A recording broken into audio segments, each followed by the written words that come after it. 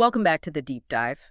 Today we're taking a fascinating and I have to say pretty radical turn into some philosophical source material. Hmm. It's a stack of insights drawn from the work of Ciro Akira.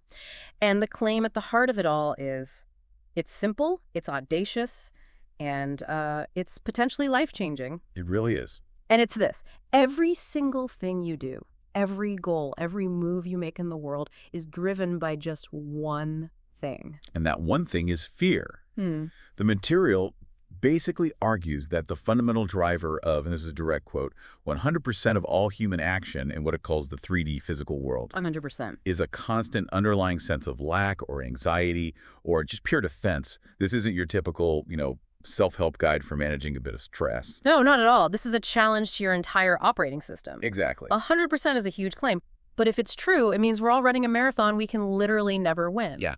So the mission here is to synthesize an argument that doesn't just explain this pervasive fear, but offers a complete, unshakable method for achieving ultimate peace, what the sources call yasaragi.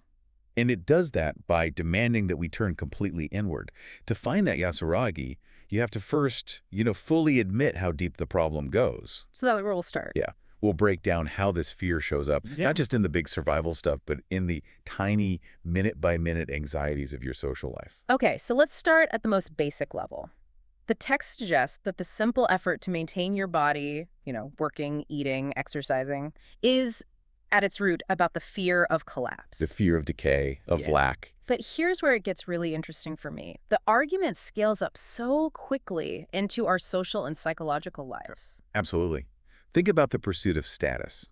I mean, why do we strive for a better job or a nicer home, or even just to have a respected opinion in a group chat? Mm-hmm.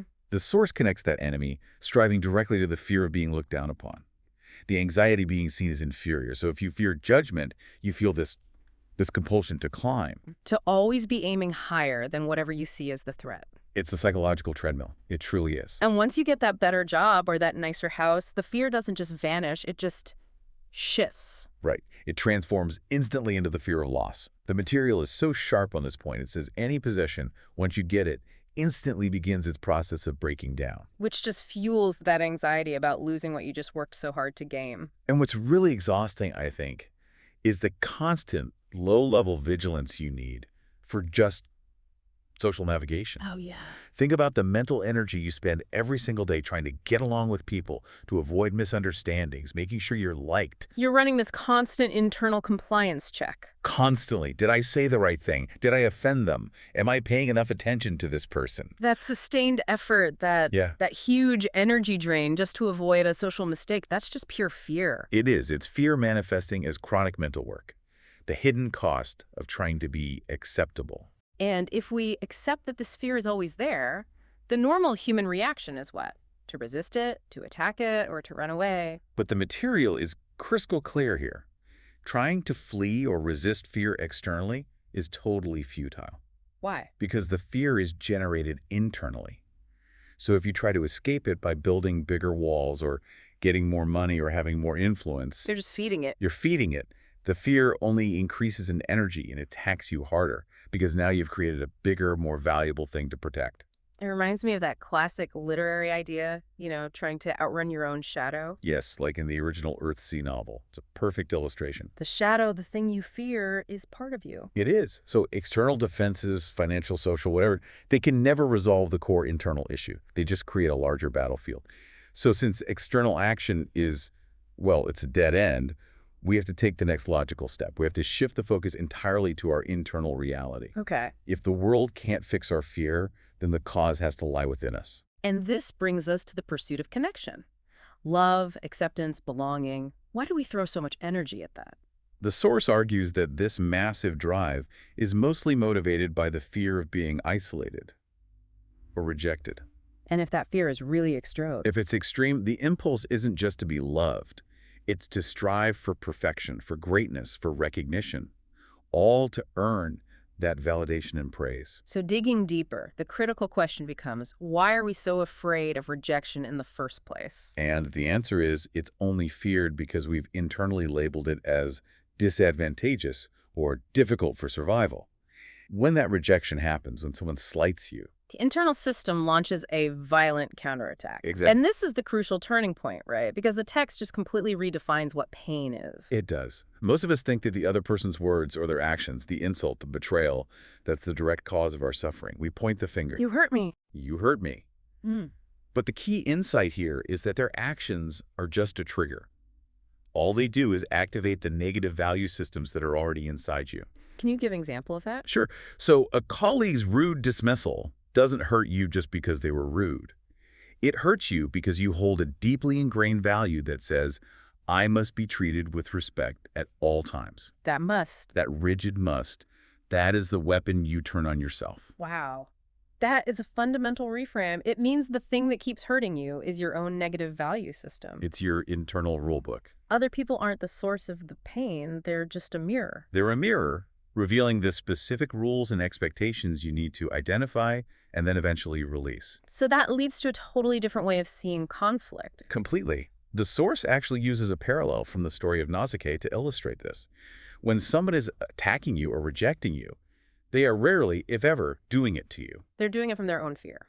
They're usually operating from a place of intense fear, desperately trying to defend themselves or trying to heal some wound they already have. So the person doing the attacking is, in that moment, they're the one who's often more afraid. Exactly. And when you understand that their aggression comes from their pain, not from your own worth, it becomes almost impossible to fear them back. You stop being a target. You stop being a target, and you start seeing them as someone who is just trapped in their own defensive loop. So if these negative value systems are the internal thorn, let's identify them more clearly. There are rigid, judgmental concepts. Our internal architecture. Things like, it's only natural for someone to do this for me, or it's common sense for society to work this way. All those shoulds and musts. Right. Those are the spikes we stick into our own hearts every single time reality doesn't comply with our rules. And that leads directly to the radical solution the sources propose. To achieve yasuragi, that deep, unshakable peace. You have to let go. You have to let go of all of it. All the fixed concepts, the common sense, the expectations. And this takes immense courage. Why courage? Because it means risking appearing totally unconventional. You're releasing the old socially conditioned rules that tell you how to respond to things. Okay, practically speaking, how do you just dismantle a lifetime of internal shoulds and musts? I mean, that sounds like years of therapy. Well, the texts offer a very specific mental technique for this. It's aimed at achieving neutrality, which it calls the gateway to the immovable mind, or Fudishin. Okay, unpack the Fudishin technique for us. So it's not about lengthy analysis. It's about canceling out the energy of judgment. The process is you identify a deeply held, fixed value. Let's use the example from the source. Okay. You hold the value. This economic crisis is a terrible, terrible problem. Now that value generates fear, anxiety, defensiveness. A value a lot of people legitimately hold. It causes real stress. Precisely. To get to neutrality, you have to deliberately force yourself to embrace the exact opposite viewpoint. Which would be? This economic crisis is leading to wonderful, positive things. Now, the key here isn't to believe the opposite. The key is to hold both contradictory values at the same time. So you have a terrible problem on one side of the scale and a wonderful opportunity on the other. And by balancing these two completely opposing, emotionally charged values, the mental scale finds neutrality. Exactly. When the energies are balanced, comparison stops. You stop comparing reality to how you think it should be. And when comparisons stop. Judgment stops. Yeah. You are no longer emotionally invested in whether the crisis is good or bad. That's the breakthrough. It is. When you stop judging reality, your heart instantly becomes unshakable. That's Fujishin. And that state lets you see things as they are, without all the emotional distortion. You just experience the reality of existing, no matter what the external chaos looks like. The emotional interference just, it vanishes. All right, now we have to dive into the ultimate philosophical shift. This is what's required to really cement that eternal, unshakable safety. Okay, I'm ready. The texts argue you must move away from seeing yourself as, a hopeless human, subject to all these external forces. And instead assume the identity of God or the Creator. Okay. That is a truly massive leap. For a lot of people, that's going to sound like pure hubris or even delusion. So why? Why is adopting this identity so essential for safety? We have to be clear. This is a psychological and spiritual perspective shift. It's not a literal claim to omniscience. Right. The logic is actually quite elegant. If a creator is living in a contradictory, messy, challenging reality, what the texts call a dilemma society, it must be because the creator chose to experience that struggle. So the problems, the pain, the feeling of powerlessness, those are intentional features of the play. Exactly, like paying money to go on a scary roller coaster. Yeah. The value is in the intensity of the experience, specifically the feeling of fear and having no control. The creator self chose the maximum range of emotional expression. Correct. And the immediate implication of accepting this creator role is profound. You become instantly responsible for all of reality around you. It's your internal game. The moment you accept that responsibility, You cease to be a victim. you can no longer be eternally hurt because nothing is happening to you. It's all happening by you, the creator self. The sources have a really nice nuance here. They say the ego self, the everyday consciousness, the jiga that can still feel wounded when a loss happens. Of course. But the larger creator self finds satisfaction in the successful execution of the play, even if the play included the feeling of being wounded. The successful execution of the game, regardless of the pain, that is the definition of true eternal safety. And the text really stressed that this isn't some difficult esoteric thing you have to work at for years. No, not at all. True safety and abundance are achieved simply by accepting that everything you see and hear is being created for your experience by your higher self. The shift in perspective is the transformation. So now we've arrived at the final barrier. The last enemy standing between you and complete, unshakable safety. And that is... The innate, deeply conditioned desire to protect oneself. Hey, hold on. If I'm eternally safe as the creator, why would the human part of me still feel this need for defense? Because that desire to protect yourself is a signal. It's signaling to the universe, to your higher self, the creator, that you require enemies. You're asking for a fight. You are, in effect, asking to play the game of defense. And if you need defense, well, you need things to defend against. This is a really radical, counterintuitive idea. Are you saying that by constantly seeking defense, by saving money, locking my doors, taking preventative measures, I am actually manifesting the things that attack me? According to this philosophy, yes. The universe is obliged to provide the necessary elements for the game you've chosen. The game of defense. The game of defense. So it provides attackers, financial scarcity, disease, natural disasters, all to fulfill your deepest, unexamined wish to engage in that defensive mindset. But this feels incredibly risky on a practical level. I mean, if I just abandon all self-defense in the physical world, doesn't that make me dangerously vulnerable? To real threats, yeah. Like crime or a sudden financial shock? And the texts address this. They say the challenge isn't just to think about the idea, it's to actually embrace this seemingly reckless notion that you need no protection whatsoever. And this has to apply universally. Universally. No protection needed from people, from lack of money, from illness, or from basic survival needs. You have to let go of the entire defensive structure, both internally and externally. The courage required for that kind of leap of faith it's enormous. It's the ultimate test. And the consequence of this radical abandonment is the promised payoff.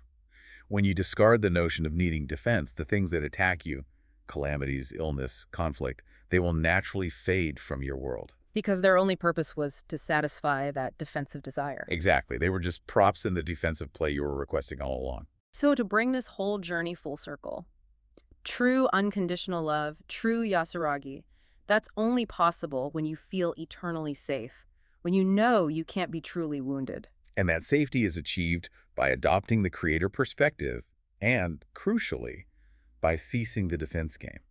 And here's the final pivotal thought the sources offer to you, the listener.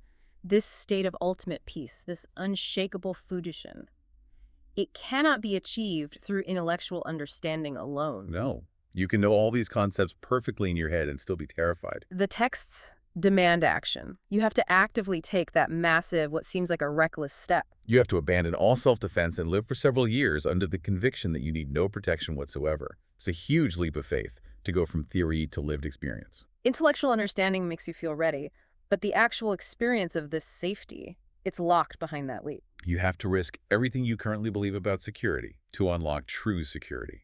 So what does this all mean for you? If your greatest wish really is safety and peace, are you willing to take that leap? to consciously dismantle your entire concept of security, just to find out if this creator perspective is real. The reward, according to these texts, is the promised realization of perfect, unshakable peace, no matter what the external world throws at you. And that is certainly something to ponder long after this deep dive ends.